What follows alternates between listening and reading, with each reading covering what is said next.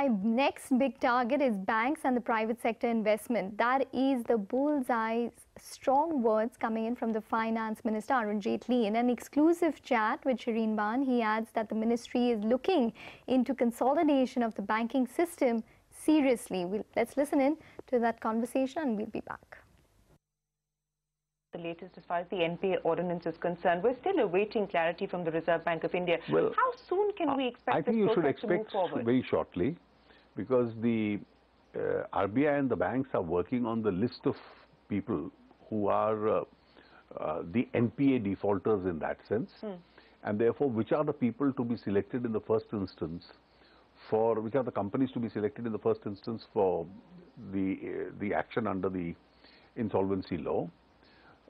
And I think once the process starts, that process will go on. Then the oversight committees, the one which exists, and maybe you need another one so as to give the cushion to the banks itself that their decisions are being, there's an oversight to their decisions, so it gets a greater credibility and a comfort to the banking system. So we are going to go account by account, sir? That's how I do understand that a list of the so-called defaulters is now almost ready. Is almost ready. So would it be fair to assume that maybe perhaps in the next month or so we will start to see this process I don't know. gain It's a jurisdiction which the RBI and the banks are exercising.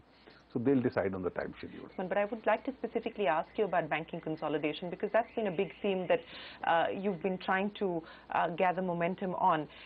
Is that being pushed at all at this point in time, or do you believe till you address the issues plaguing the banking sector, it's been put on the back burner? Initially, there was a thinking after the SBI amalgamation that took place to wait for the rest till the health of the banks improves.